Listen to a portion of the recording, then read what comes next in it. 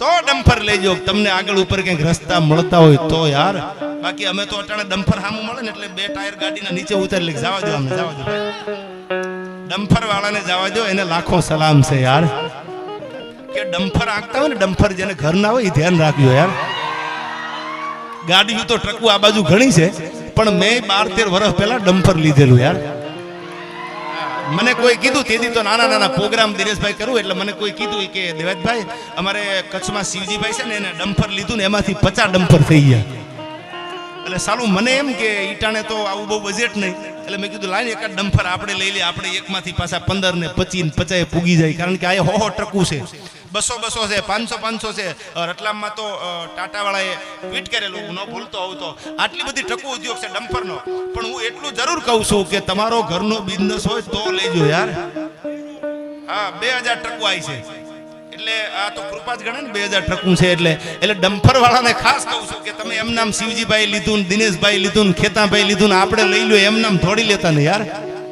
હા, પણ મારે વાતો આપને જે ઇતિહાસની કરવા માટે આવ્યો છું, ઇતિહાસની વાત કરવી છે. પણ મારે યાદ આવે કે કોઈને આગ લાગુ છું તો કોઈને નૂર લાગુ છું. આ યુવાનો માટે થોડી વાતો લઈ લો, પછી બહુ ગંભીરતાની વાતોમાં તમને એવું લાગશે કે આ તો ભજનની જ વાતો કરી. હેમાળે હાડ ગાળવાની, હાથમાં માળાના બેરખા લઈ લેવા. નહીં, એકાદી 2 વાત કરી દઉં, કારણ કે આમાં ઘાયલ ઘણા બેઠા છે યાર. કોઈને આગ લાગુ છું તો કોઈને નૂર લાગુ છું, ખરેખર તો હાવ ખાલી છું યાર, સતા ભરપૂર લાગુ છું. નાજીર કહે છે સાંભળજો, તમારી આગળ કાંઈ ન હોય, તમારી આગળ પૈસા ન હોય, સંપત્તિ ન હોય, અને તોય દુનિયાને એમ થાય કે આ તો ધારી કરી લે, તો સાંભળજો કરણીની મોગલની દયા છે. બાકી ઘણાય સતા પૈસા લુખા દેખાય છે યાર. એવું જીવવું હતી તો મરી જવું સારું. કોઈને આગ લાગુ છું તો કોઈને નૂર લાગુ છું, ખરેખર તો હાવ ખાલી છું યાર, સતા ભરપૂર લાગુ છું. અને હવે બીજી કડી સાંભળજો, નાજીર લખે છે કે તમારી રૂપની રંગતને ભરી છે મારી આંખોમાં, તમારા રૂપની રંગતને ભરી છે મારી આંખોમાં, પણ લોકોને લાગ્યું કે હું ચકચૂર લાગુ છું, ખરેખર તો હાવ ખાલી છું યાર, સતા ભરપૂર લાગુ છું. હા, આકલો તો કરજો, એ તો આપણો આગવો છે, એમાં કેમ ભાગીદારી છે? સતા ભરપૂર લાગુ છું. અને હવે સાંભળજો, દયાળુએ દશા કેવી કરી મારા જીવનની, આ દયાળુએ દશા કેવી કરી મારા જીવનની, કોઈને નિખાલસ લાગુ છું તો કોઈને મગરૂર લાગુ છું, ખરેખર તો હાવ ખાલી છું યાર, સતા ભરપૂર લાગુ છું. આયા શંભુભાઈ સ્ટુડિયો છે જેનું લાઈવ છે, એના તરફથી 5100 રૂપિયા આવે છે, એને જોરદાર તાળીઓથી વધાવી લ્યો. અને હવે નીકળી સાંભળજો, નાજીર લખે છે કે કસોટી પર તો નાજીર શું ખાલી કાચનો કટકો. અમે હાચા હીરા નથી યાર, અને હીરાના વ્યામમાં નથી અમે. કસોટી પર તો નાજીર શું ખાલી કાચનો કટકો, પણ આ તો મારી કરણીની મહેરબાની છે એટલે કોઈ નૂર લાગુ છું, ખરેખર તો હાવ ખાલી છું યાર, સતા ભરપૂર લાગુ છું. સતાય તમે કાઈ હોય ને ભરેલા દેખાવ. હવે સાંભળજો, છેલ્લો પ્રસંગ આપણે મારે કેવો છે, થોડી વાર શાંતિ રાખો. આ પૈસાની ઘોળ જે થાય છે થોડી વાર રહી જાઓ. હમણાં ગીત આઈથી લઉં, તમે તમારે આઈથી કહું તૂટે કડિયા તણી અંગની હુંડડિયા, પછી તમે તમારે કહું તૂટે. દીપેશભાઈ મને પ્રસંગ યાદ આવે છે, ભગવાન જ્યારે ગોકુળ મૂકી અને મથુરા વયા ગયા, કૃષ્ણ પરમાત્મા ગોકુળ મૂકી દીધું. ભગવાન વીરસની વાતો તો આપણે ઘણી કરી, પણ ગોકુળ મૂકીને ભગવાન મથુરા જવાના રસ્તે પકડ્યા, ત્યારે એક જહોદાનો પાલવ પકડ્યો ભગવાને.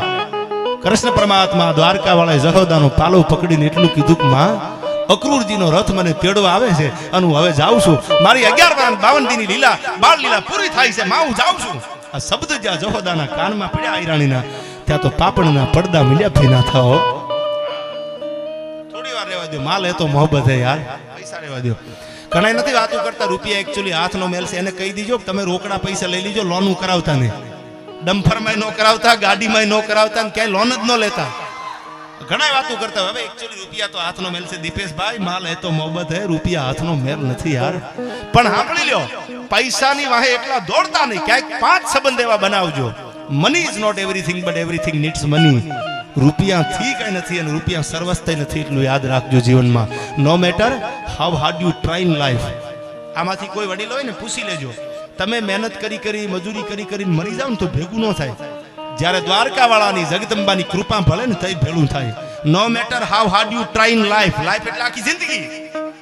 મરી જાવ મહેનત કરીને તોય ભેગું ન થાય. No matter how hard you try in life, you get success only if God showers blessing. ભગવાનના આશીર્વાદ, ગોડ એટલે ભગવાન, જો એના આશીર્વાદનો પંજો પડી જાય તો જિંદગીમાં તમે આગળ વધો યાર. હવે એક નાનો પ્રસંગ કેવો છે, થોડી વાર શાંતિ રાખો એટલે વાત કરી દો.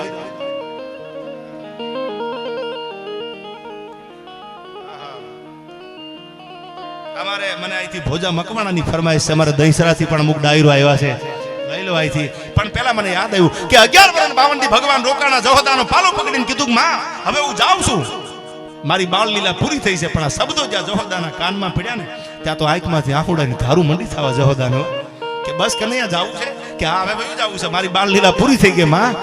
માં મને ગોકુળ બહુ યાદ આવશે. અને હવે સાંભળજો, અક્રૂરજીનો રથ તેડવા માટે નીકળી ગયો છે, હું જાઉં છું અહીંથી. કનૈયો નીકળી ગયો, પ્રસંગો મારે બહુ જાજા નથી કહેવા, જયદીપભાઈ કનૈયો નીકળી ગયો ત્યાંથી. પછી ઓધવજી આવ્યા, કનૈયાને જોયો, ક્યાં છે કનૈયો મારો? એટલે પાણીનો ધોરિયો હાલ્યો જાતો, ત્યારે ગોપીઓએ કીધું કે પાણીના ધોરિયે હાલ્યા જાવ, તમને કૃષ્ણ મળી જશે.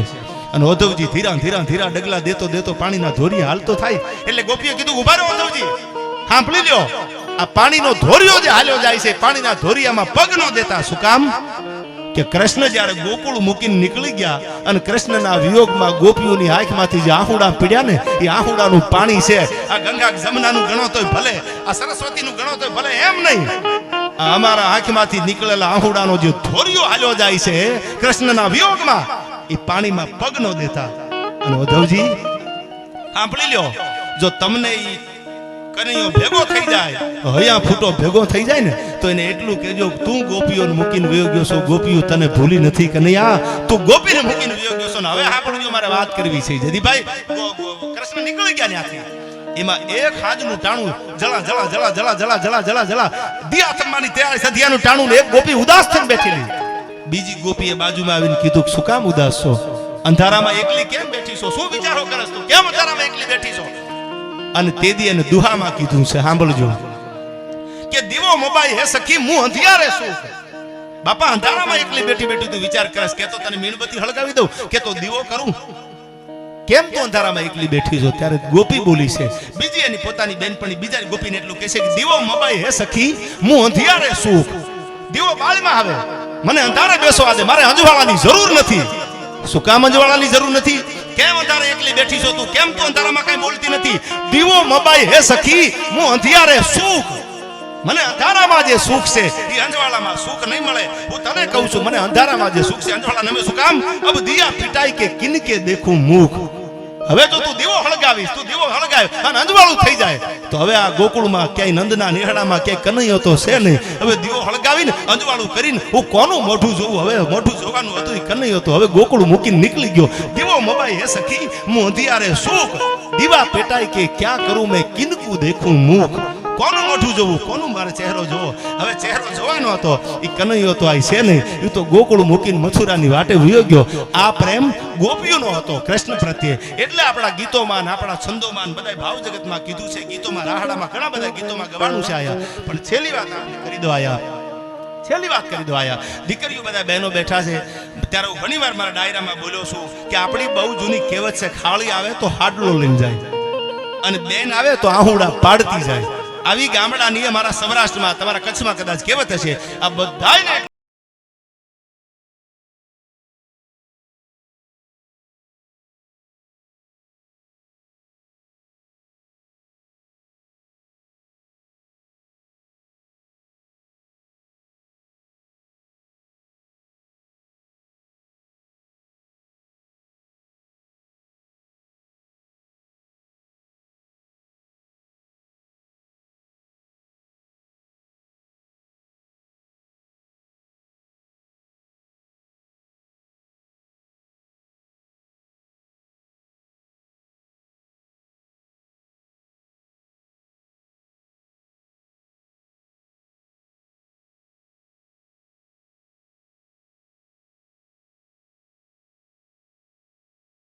એન્ડ પણ પૂરા થઈ ગયા. કિડની બદલાવો તો જીવે તો એટલું મોટું કુટુંબ હોય, એટલો પરિવાર હોય, એ જવાબ આપે બોલે એ પેલા 10 વર્ષથી જે દીકરી હારે હતી, પરણીને પોતાનું ઘર મૂકીને નીકળી ગયેલી, એને પડકારો કર્યો કે મુંજાતાને હું મારા ભાઈને કિડની આપું છું, કાઢી લે મારી એક કિડની ઉપર હું જીવી જાય, મારી ઉપાધિ કરતા નહીં, પણ મારો ભાઈ જીવી જાય ને તો મારા બાપનો વંશ ઉજળ ન થાય.